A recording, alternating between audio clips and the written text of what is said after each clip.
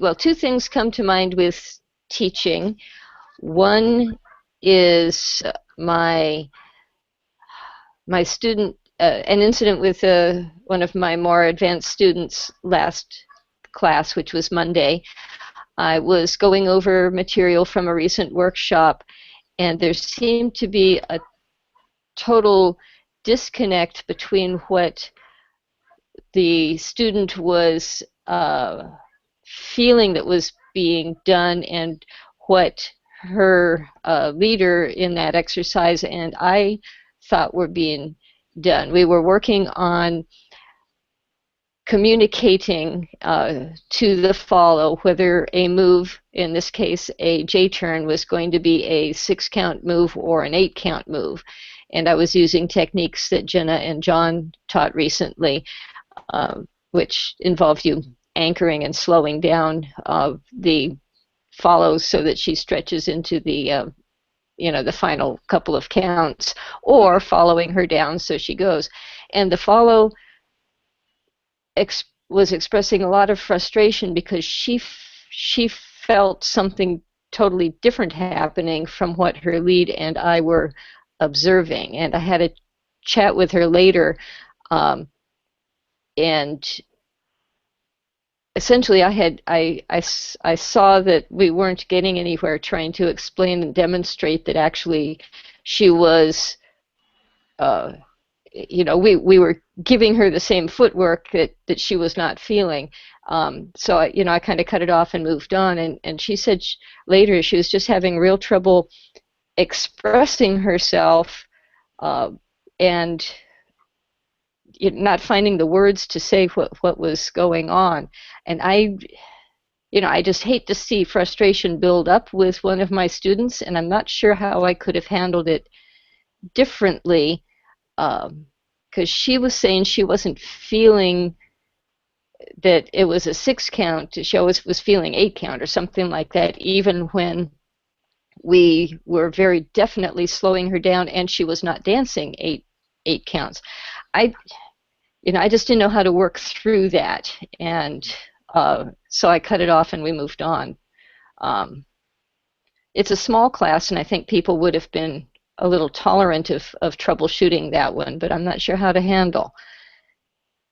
Uh-huh. Um, yeah, I think there's a couple of things in that. One is definitely like whether you want the whole class to be troubleshooting it, or whether it's something that really should be done troubleshooted either in a private lesson or while everyone else is working, is something. Like, to me, the way that it sounds like it was really a personal thing for her and the rest of the class was doing fine, in which case I wouldn't want to take the time and have everybody else try to troubleshoot it. What I would do is I would get everybody working on something, and then I might come over and work with her for 2 minutes, while everybody else is doing something.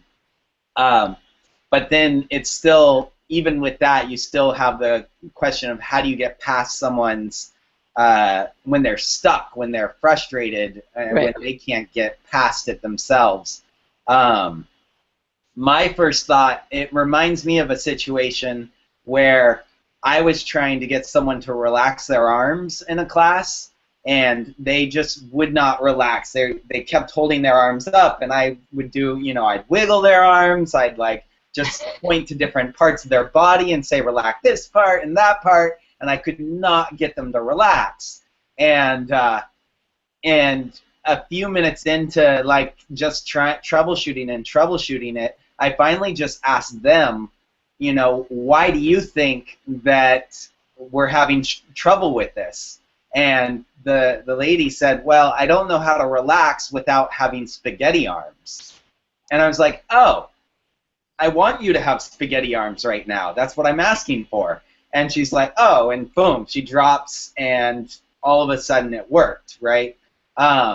So there was some form of disconnect between what I was asking for and what she thought I was asking for. So my guess is there's something similar going on in what she thinks a 6 count is or an 8 count is, or or what she thinks how it's supposed to be led, or something that wasn't covered in this class but maybe was talked about in another class that she is holding on to, and it's making it hard for her to get past, and do what you're asking her right now. So it might be as simple as asking her, why do you think we're struggling with this? And she might have, something that she's fighting herself. My question was, like, my thought of what I would ask her would have been, how would you expect the 8 count to be led, or how would you expect the 6 count to be led? What are you feeling? Something along those lines to understand. But probably the first question that's even better would just be, why do you think we're struggling? Because she probably has an idea on her own that's probably just different from what you're asking her to do or requesting, and she's coming at it from a different direction. Does that make sense? Yes, it does. She missed the workshop class, so this was new material for her. Mm-hmm. But in our observation, myself and the lead who was dancing with her, she seemed to be doing it correctly. I mean, it was just a simple step, step, triple, triple.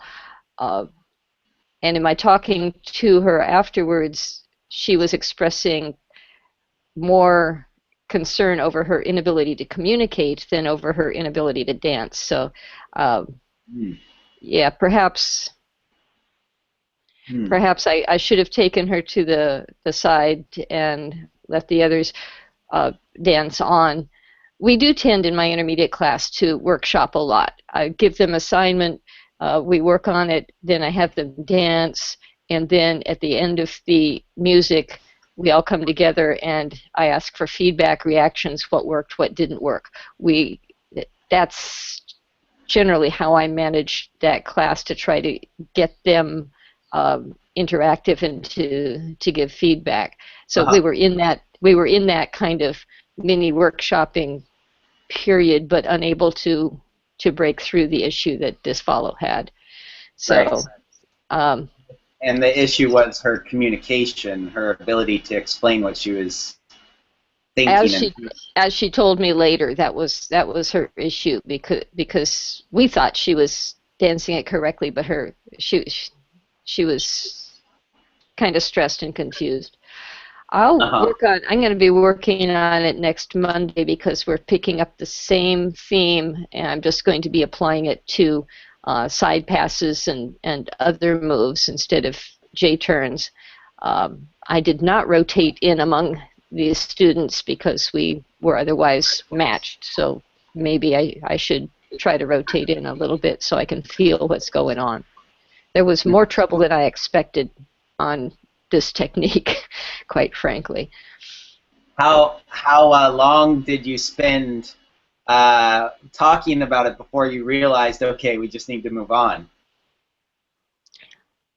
Maybe a couple of minutes. Definitely less than 4 or 5 for sure. I recall that the lead in question and I demonstrated the move probably twice in trying to troubleshoot and see where she was stuck. Mm-hmm.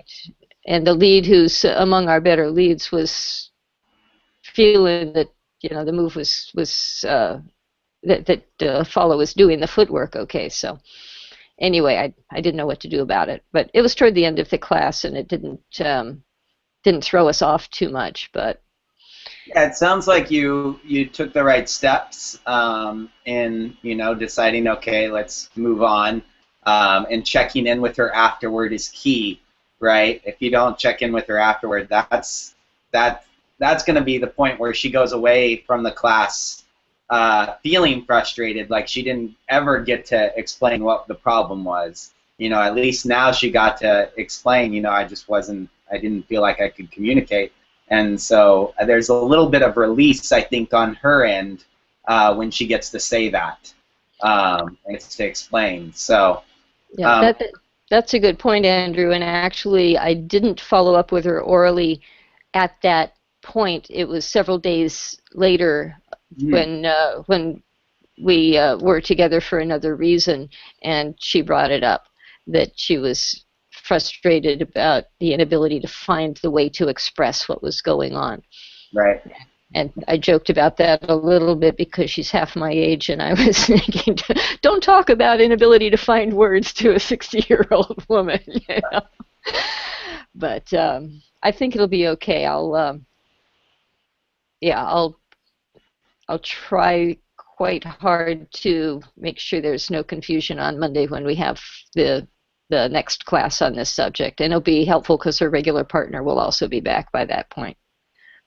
I think one other thing to recognize is um, I wouldn't be don't worry. I wouldn't worry about the frustration and the confusion in class. Like, yes, you want to get through it, but also like the fact that there is frustration and confusion means that there's going to be learning happening from that.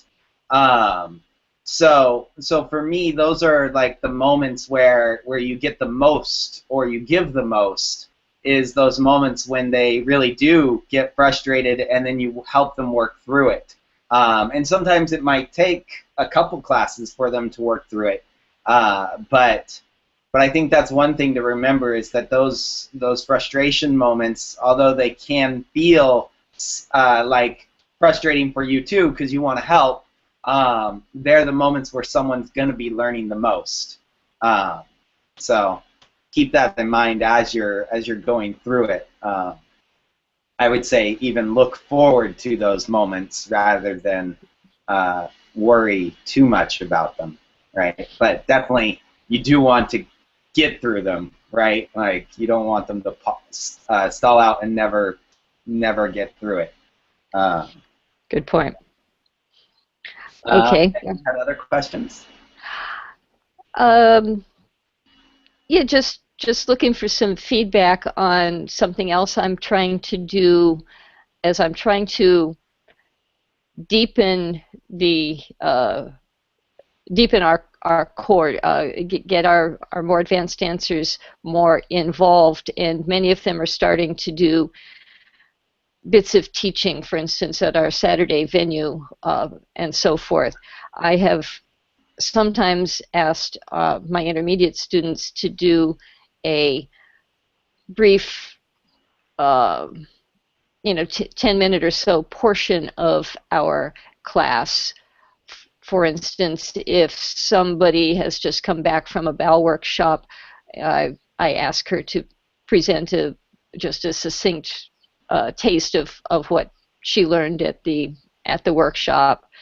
I'm thinking of asking one of our students to take an entire class at the end of the session and teach to the rest of us the St. Louis Shag that John and Jenna taught us. Not that I couldn't teach it myself, but the particular student that I'm thinking of asking is the only one I see applying it in social dancing, and he's indicated an interest in teaching. So along the line of bringing my more advanced dancers who are interested in teaching into feeling comfortable teaching, do you have any comment on what I'm doing thus far or any other ideas that I could implement? What was the first? I heard you want to bring this first person in. I forgot what you first said. The first thing that you're doing. First thing I'm doing is periodically I'm having a dancer take a short segment of our class or of a beginning class, maybe 10 minutes or so, to insert some material. They're not responsible for the whole hour. Right. Okay. I was just making sure. That's what I thought I heard. And then you started talking about the other thing, and I was like, oh, don't forget to do. Oh wait, didn't she already say she's doing that? Like, yeah, that's exactly, I think, the method to go about it is to give them those little 5-minute to 20-minute sessions where they have their own particular goal, um, to do in the class, and then I would make sure you give them feedback. Um, and uh, ideally they would have a chance to do that little bit, outside of class first, but sometimes that's not always the easiest case. So I think as long as they have a chance to try it out, and they're not, you don't have to even give them a time.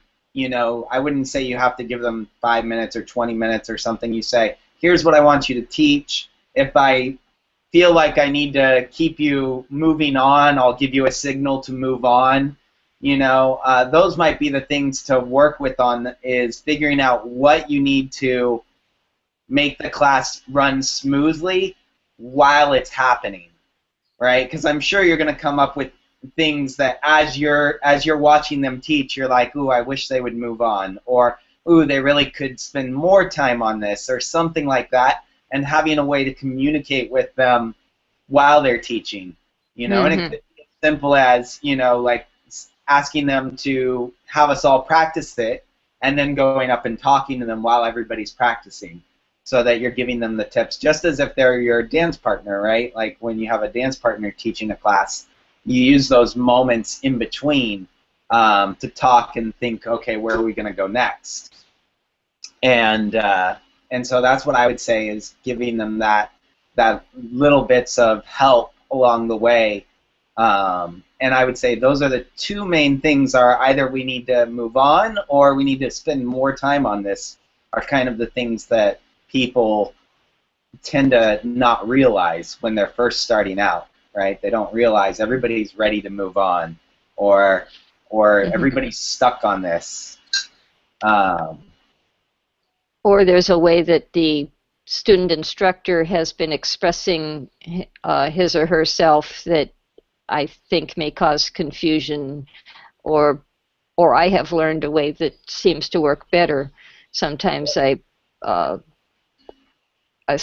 talk to the instructor as others are dancing, and suggest that they look for certain things, like how the hands are connected, or tension in the forearm, or somebody's doing the rock step instead of rocking their weight, they're just touching back, so things like that, so that the student instructor can then go and do something about it when the practice session ends.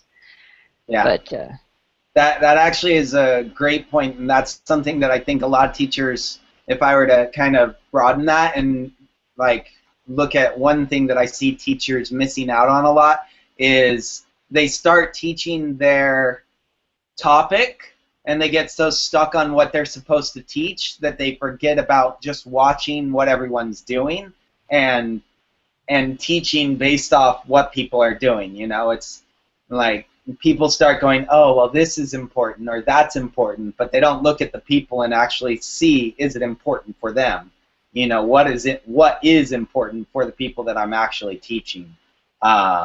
So exactly what you said, have them look around, look for what are the things that are going wrong, what are the things that are, they're not doing what I want them to do. I think the observing and being able to recognize that sort of thing is among the more difficult skills in teaching. I know when I first started and I had a different teaching partner, that partner was really good at seeing these sorts of things. And with me, it took a much longer time to be able to recognize, oh, if they did thus and such differently, it would improve their dance. And I see that that's the same struggle that some of my more advanced students that I'm asking to assist or to teach are having as well, because I tell them at the beginning, okay, when they're dancing, watch and help troubleshoot, and then they're just kind of standing there and watching, and I need to say, do you see so-and-so's hand? It's up in ballroom position. Can you tell them to, bring it down closer to a Lindy bit? And they didn't recognize it. Right. And so that that in itself is a challenging skill for people just starting out, is how to recognize what's you know, what can be tweaked. Absolutely. Yeah. But yeah, I think you're right on the right track there. I can't think of anything that's, you know, if you're having a specific struggle with it, um, I can help you through a struggle, but it sounds like you're doing exactly what I would be doing if I were trying to train them. You know? Well, my biggest struggle is to bite my tongue and try not to jump in and co-teach, but to be deferential to whoever is teaching and have them uh, provide the information. Sure. Sure. Is that a struggle that you want solved, or is that like just more of an internal struggle that you're actually doing all right with, but it's hard for you? I think I do better with most of the beginning instructors. It's the person who is really doing much of my assistant teaching and who's been teaching the beginning levels and stuff. I find myself, this is, I guess, kind of contradictory. She's my most advanced assistant instructor and does entire sessions, and yet I find myself interjecting more often in her classes than in the beginning students' classes for whatever reason. Right. So there's a couple. I have two thoughts on that. I mean, my first thought is because she is doing the whole class, it might actually be more valuable that you're interjecting more often, because like the people taking the class, it's helpful for them to hear more than one voice, right? It's actually like, I don't know how to say it, but they always say when you're doing things like interviews, you know, are much more interesting when you have that person ask the question and then the person answers and ask and answer, and it gives you the ability to refocus every time you hear a new voice. So it's not necessarily a bad thing for your class, but if you're trying to be able to have that person do it on their own, and you're worried that like it's actually affecting their ability to do it on their own, and you would like to be able to not do that, then what I would do, and I do this for other reasons. I haven't done this for the particular reason, but I do ask the class to help out with certain things. You know, so if you want them to, if you want to not talk and you want to give it all to this instructor, and you only want your information to go to the instructor and for them to pass the information on, then you can tell the entire class. That's our goal today. Today our goal is to have her be sharing or him be sharing all the concepts, and I'm just going to be sharing ideas with him to share with you. So if you catch me doing that, you have the right to buzz me, right? And then I'll immediately be quiet and let the other person do it.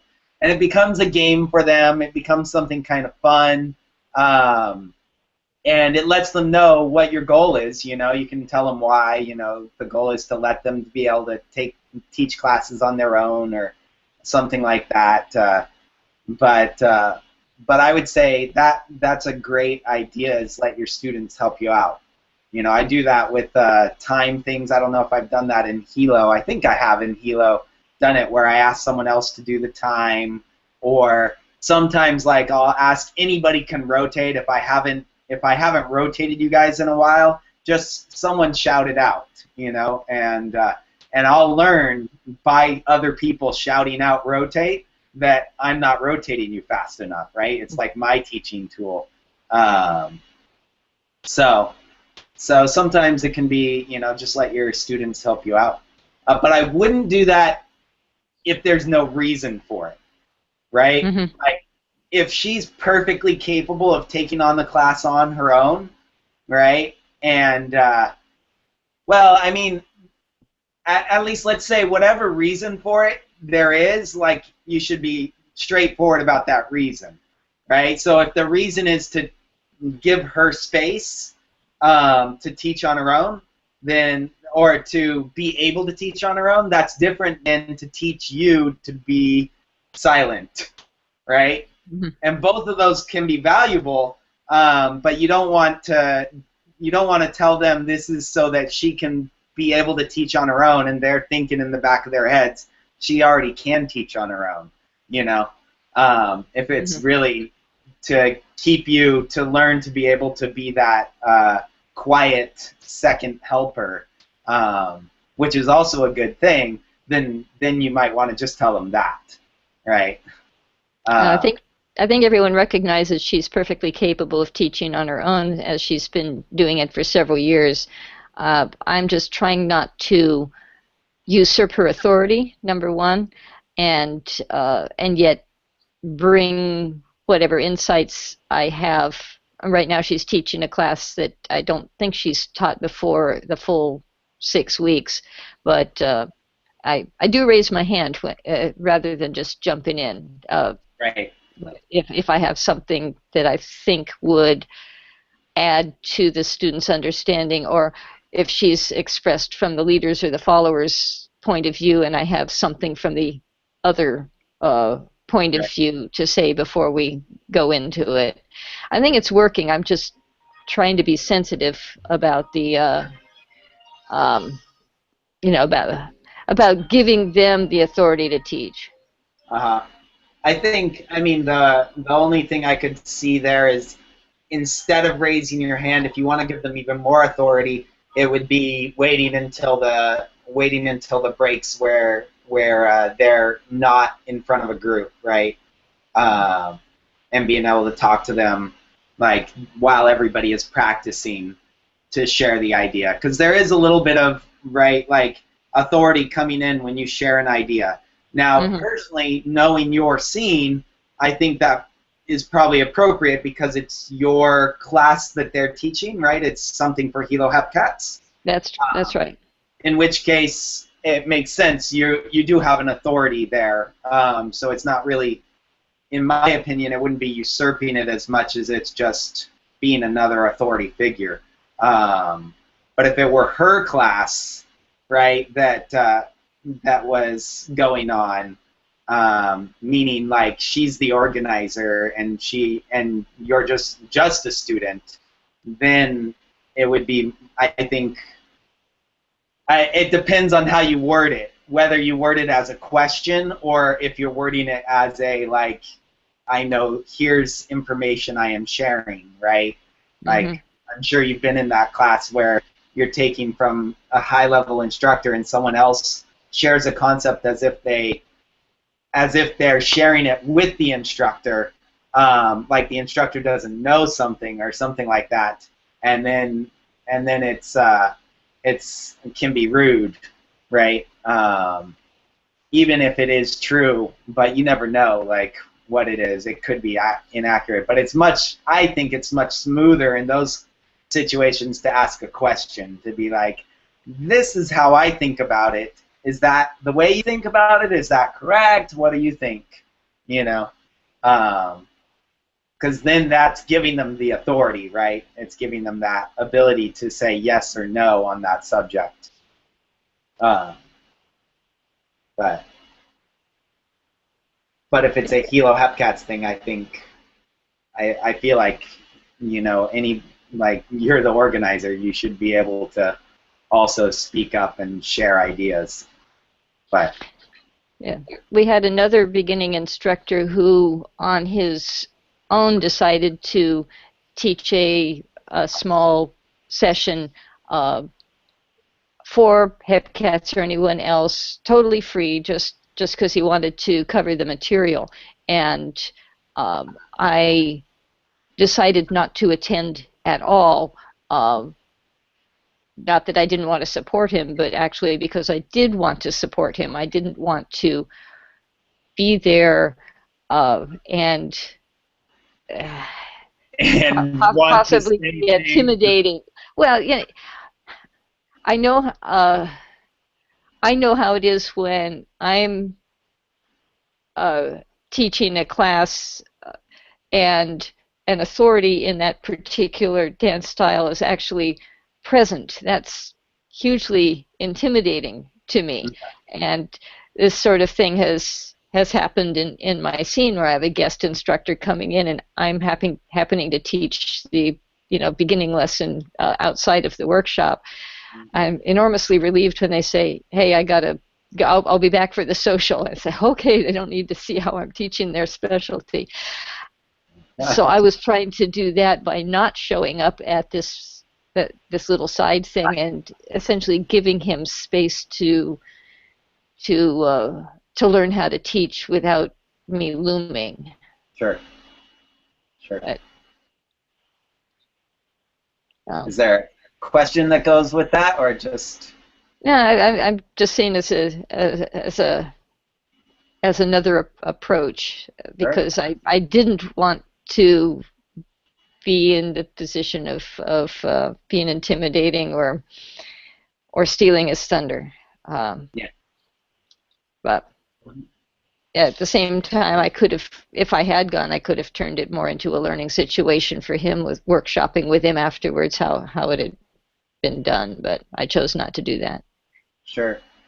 Yeah, I think that's hard to say. Like, it really depends on the person, what they want, I think in that situation, if you're interested in workshopping that with him, like then just asking them ahead of time, saying, hey, I'm thinking of showing up, but in my experience, I get nervous when people show up, like, so I'm not sure if you want that or if you don't want that, or, you know, what would you like, you know might be the way to just check in and see, because he might be someone that's just doesn't get nervous. Like some people just, I don't know, they have nerves of steel or something.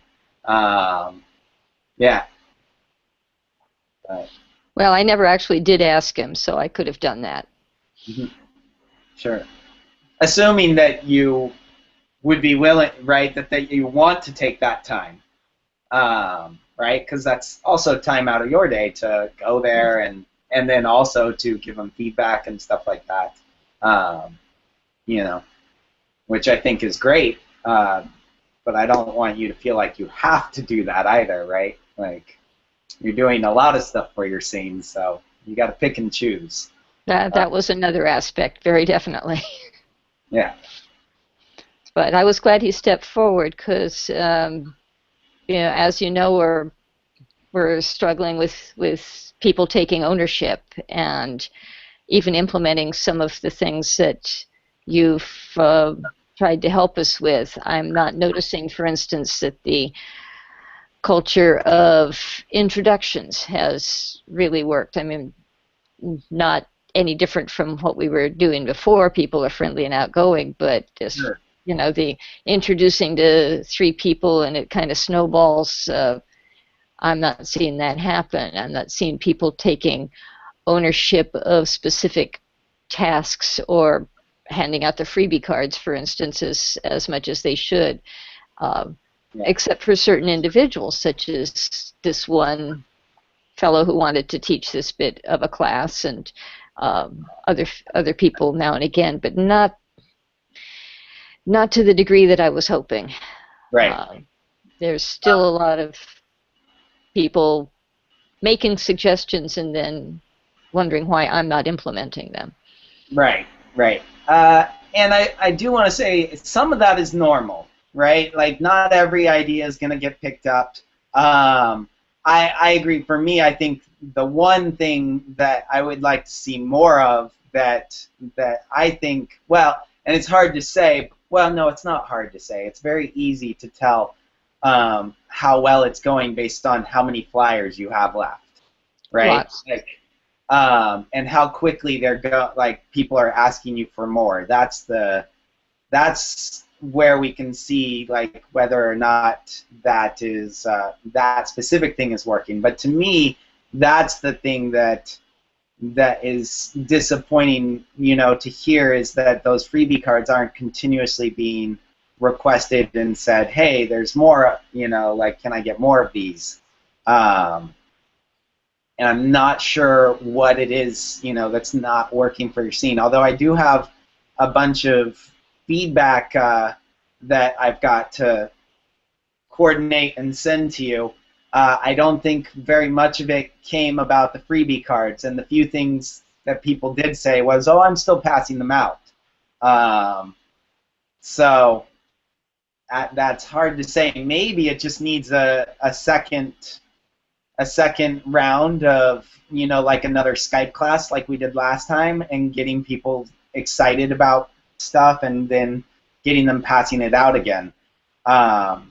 Which, I'd be happy to do another one for your scene at no cost, just to get things going again, if we decide that's maybe the most helpful step.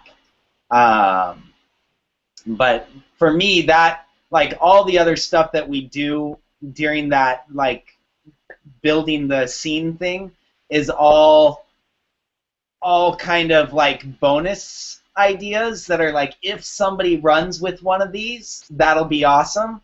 But really the thing that's going to make the biggest difference is getting those flyers out and people doing that consistently.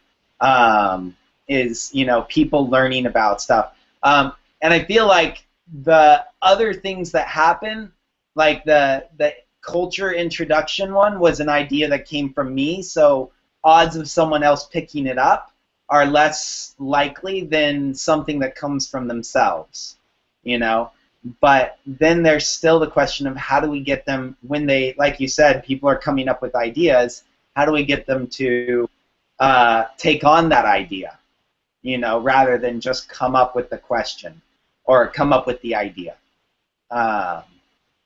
And maybe that's the infrastructure that needs to be tweaked, is something that really makes it easier for them to implement their ideas rather than just come up with them.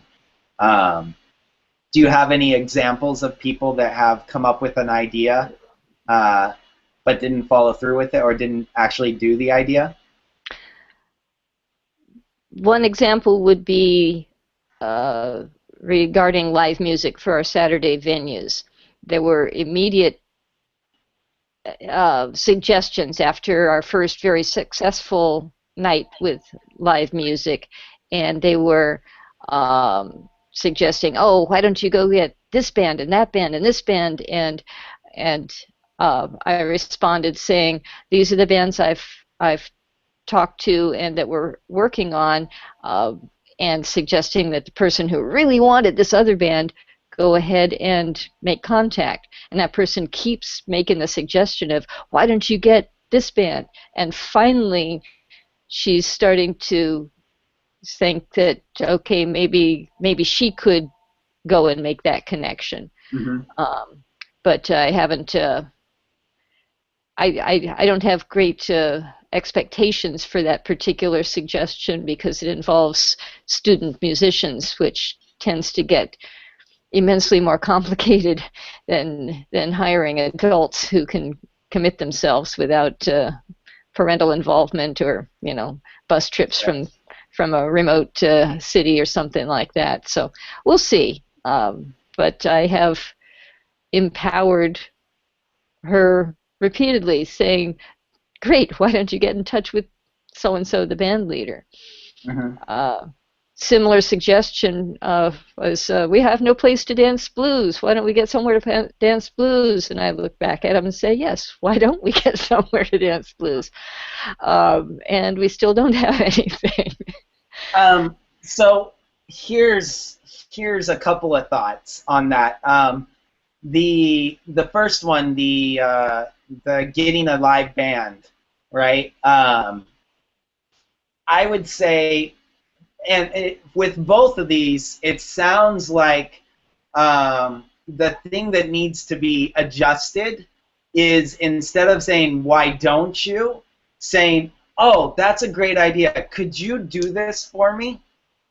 Right? And say, "That's a great idea. Could you do this for me? And then can you let me know next Monday the results?" Right? So being a little bit more like asking them versus like it's when you say it. I don't know what the exact words are, but the way you were saying it right now made it sound like oh, it's a good idea. Maybe someday it'll happen, Hmm.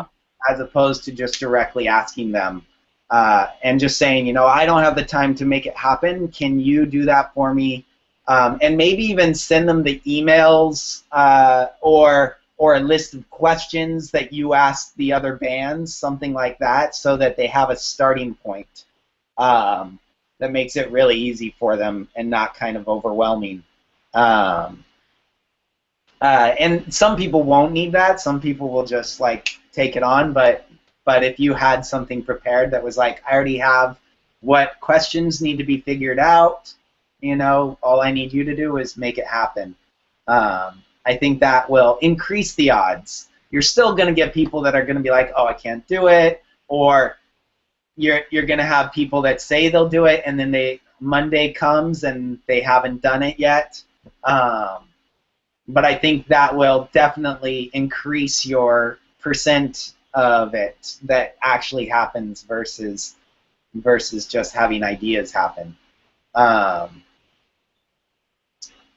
and then the blues venue, the blues one, I feel like there was another aspect to that venue one. Um, yeah, I don't know. I can't remember anything else, but I would say that's the main thing is be more direct with them. Yeah, that's a good idea. Mhm. As I do try to turn it back to them, but I don't. I haven't given them parameters on the live band or on the venue, but I guess it happens so often that I'm starting to get pretty irritated. So I'm not as helpful in my response as I may be. Sure, sure. And I think a thing to remember is that the reason why it happens is because the people respect your authority so much, right? They're like, this is Andy's scene. That's how I would think of it if I were there. I would be like, this is your thing. I'm not going to step on your toes. Like I have ideas and stuff, but in essence, like getting a band to come to one of your dances, like I would need that permission to go out and do that. Even starting a new dance is something that I think is a little easier to do because I could do it under my own thing. It doesn't necessarily have to be Hilo Hepcats, but it's still something that most people would look at and say, well, I don't want to step on your toes. I would really need uh, handheld, not necessarily guidance on what to do, but handheld saying it's okay. I really want you to do this. You know, um, yeah. So, I'll work on my responses. okay. Any other topics you want to go over before it's technically one, but we started like 12 minutes late or 16 minutes late. Uh, so I'm happy to continue if you got anything else. Um, those were the main things on my mind. I'm continually worried about the freebie card issue. Uh, we are getting information back on uh, surveys, and we'll be having our strategy meeting soon. And When is I'll that meeting? a strategy meeting on our Saturday venue. Yeah, when is it?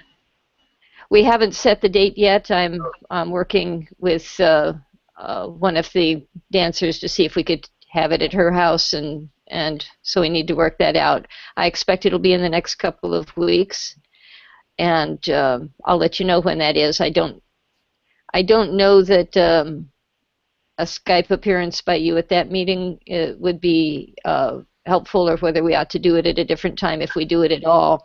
I'll check with the gal who's our usual facilitator and see if she has ideas on that subject. But the freebie card thing is just, I don't understand it. I go places. I went to lunch with one of our dancers the other day, and after paying for it, I pulled out 15 freebie cards and asked the cashier if I could put it there. And this other dancer was right there. It never occurred to her to do the same thing. I don't, you know, I don't understand it. Uh, Um, yeah, I don't know. I mean, it has been a while since like my initial, like telling people to do it and that kind of thing. I don't know how often you guys make the announcements to remind them to do that. Is that like every night? There's always, don't forget, take your cards. Um, and when people walk out the door, it's someone handing them to them.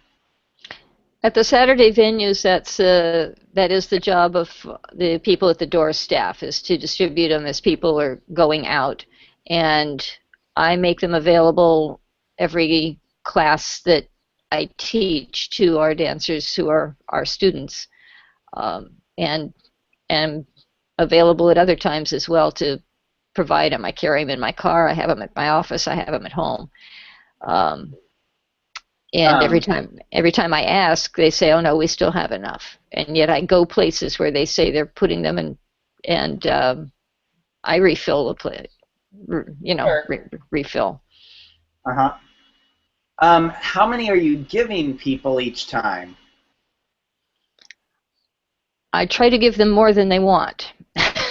That might also be an issue. Like, it's a little overwhelming, like to get people, to get a huge stack. I would say that each time someone leaves, they should get 5 or 10, maximum 10, Hmm. um, because that keeps them thinking about it every week. Like, if you give them 20 or 30, and then of course they're going to say, I still have some.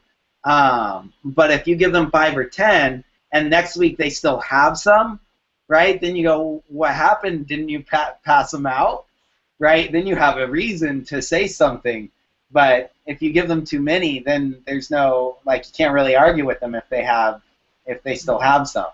Uh, Not that I want you to argue, but you know what I'm saying? Like, you can't say anything. You can't tease them about it. You can't do anything other than be like, yeah, of course you still have some.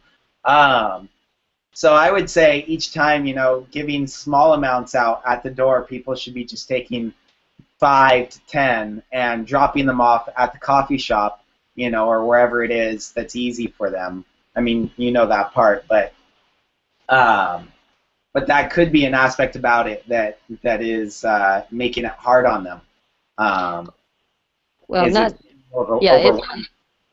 It's our core dancers that I'm pushing a little harder on. The folks who are just coming to the Saturday venue and leaving, I think, do tend to get 2 or 3 or 5, because the line is, bring your friends next time. So, we're not going to give them 20, but they can have 20 if they want.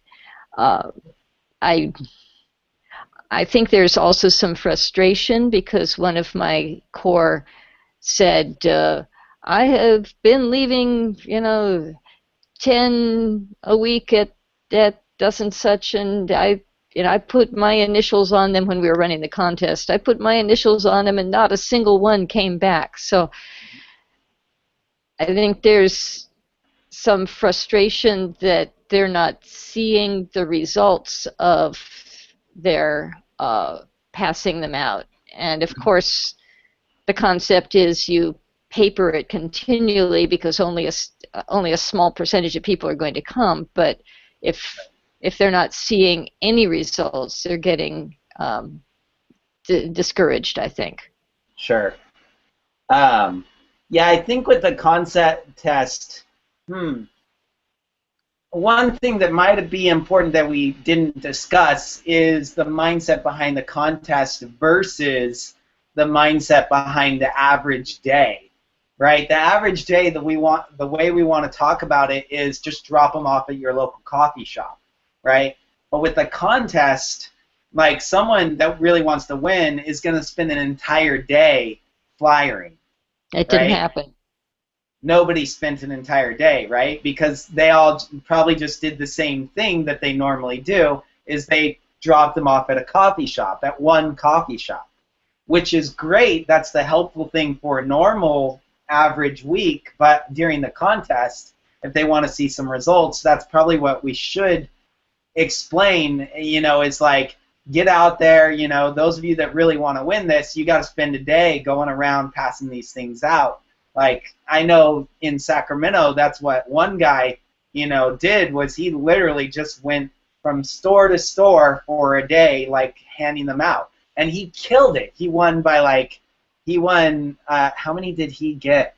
I think he got like 40-something, But he literally spent an entire day doing that. And other people spent like an hour or two here and there, but he was the one that really jumped on it and decided, I'm going for this, But I think that's an important aspect when maybe, well, I'm guessing is everybody was still in that mindset of how they normally do it, and if we're running a contest, we need to make sure they switch mindsets, or they know, that if they want to win, that's what they got to do, right?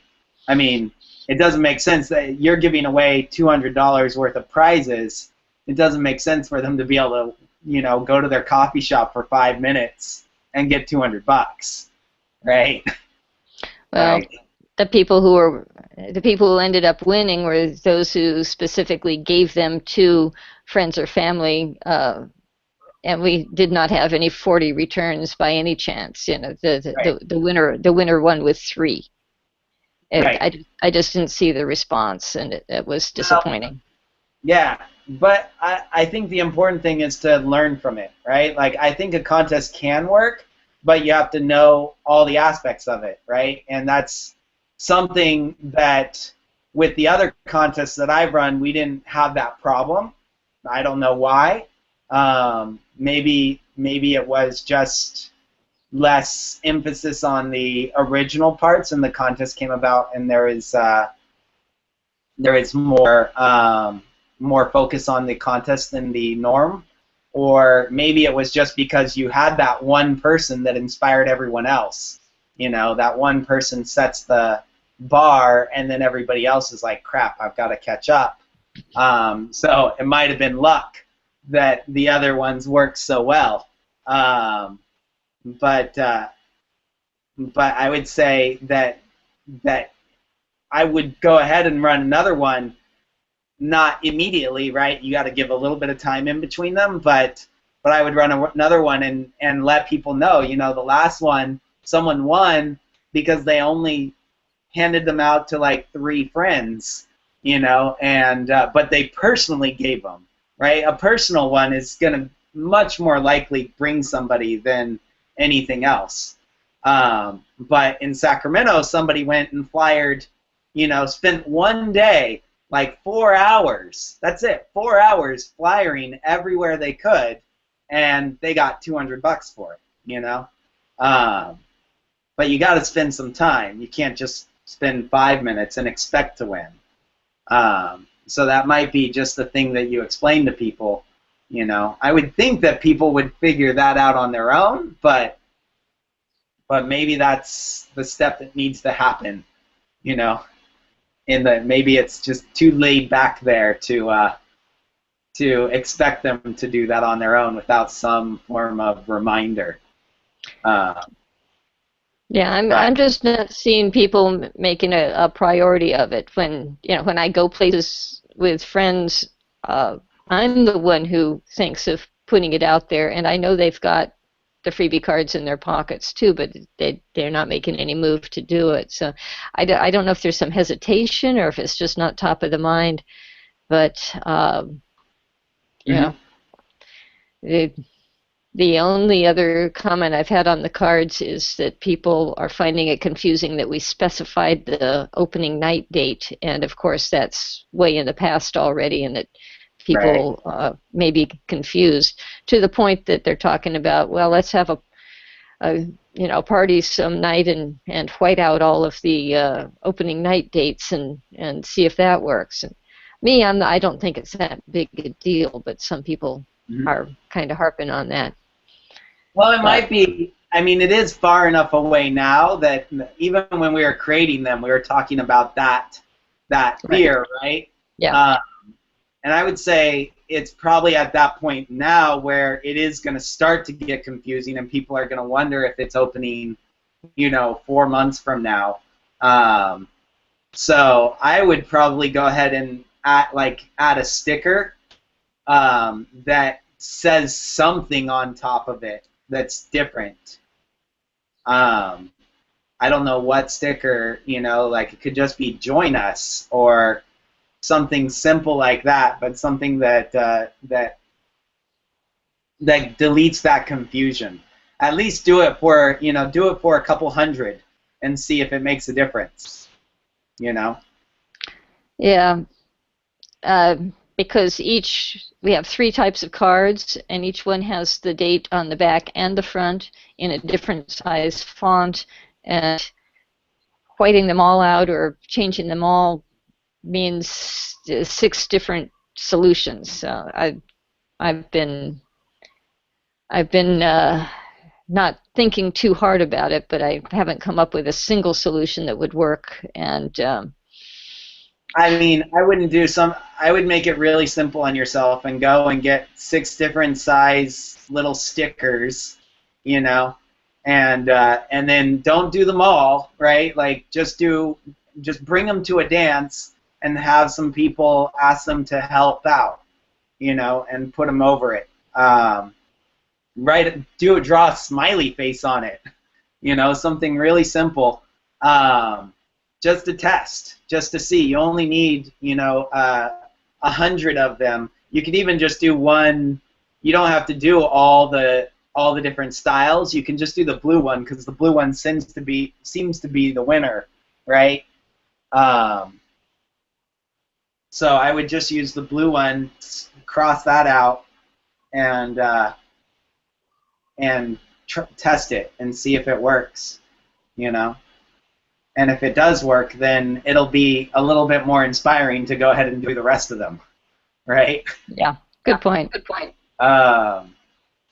But I'm trying to think what you could put on it. You could even put the month, like if it says first night free, you could say something like as long as in August, if it's obvious enough, or something like that gets people to go, oh, I can only get in free in August. Even though that's not technically true, it gets them thinking about it and going, oh, yeah, like in August I can get in free. Actually, technically it is true, first night free in August. It just makes them think that that's the only month. But you can extend that for as long as you want. You can let's do it in September too. But again, then only putting small amounts of flyers is also again key, like dropping a few off. I do think sometimes people just forget. So that's an easy thing is, people don't remember that they have the cards. I've done that plenty of times myself where I forget, So I think it is common enough that people do need the reminders. And if you can get the people that use smartphones, that will be very helpful. Right? People that are on Facebook, because that reminder system that I was talking about where you post on Facebook, where you post what that you just drop some off, if people are actually seeing that on their phone, that's going to be the reminder that happens while they're out rather than when they're not out, Now, people are just not using that Facebook page, as far as I can tell. And I've stopped posting on it as well because I was the only one, and as far as I could tell, only 4 people were seeing my posts. So that was discouraging to me. But I think I discussed with you when we started up that I didn't think that the Facebook special groups were going to be that effective. Just noticing who in our scene is really Facebook oriented. Mm-hmm. But anyway, I think we're pretty much power time, Andrew. We're Sure. Yeah. Let's close up. But I do want to say 4 people is not is extremely important. That 4 people, especially on Facebook. Facebook does weird algorithm things where, like, if you have 4 people seeing it, that is something that's valuable. So I wouldn't discount that part of it, because those might be the 4 people that are your internet people, right? And they're the people that might get more internet people involved. But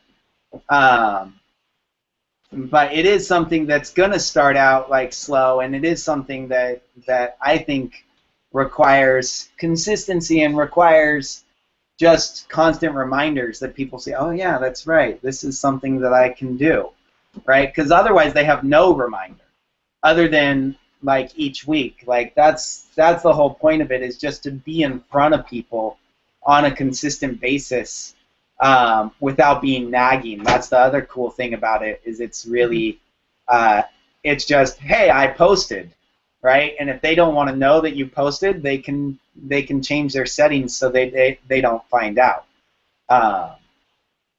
But getting other people to post as well would take reminders on that side, not just posting yourself. Posting yourself will get people going, oh yeah, that's right, I should drop some off. But then maybe some reminders that they could post as well when they drop them off, or an incentive for when they post. You know, like with the contest that we ran in Sacramento, you weren't allowed to get points unless you posted that you dropped them off. Right? So it was actually something that people had to do. And, you know, we only had probably 4 people that were seriously competing. Other people were like dropping them off occasionally, but there were probably 4 people that were like actually competing against each other, and 1 person that was serious enough to do it hardcore, you know. So it doesn't take too much, but it does take something. And it's not going to work every time, though. Of course, there are going to be things that you're like, oh, that didn't work. Why didn't that work? What can we do next time? But yeah. Anyway, any last questions, comments before we wrap? No, I just want you to know how grateful I am to have your support and backing and advice on all this stuff. Absolutely. Happy to help. Happy to help. All right. Thanks, Andy. I'll talk to you later. Bye. Bye.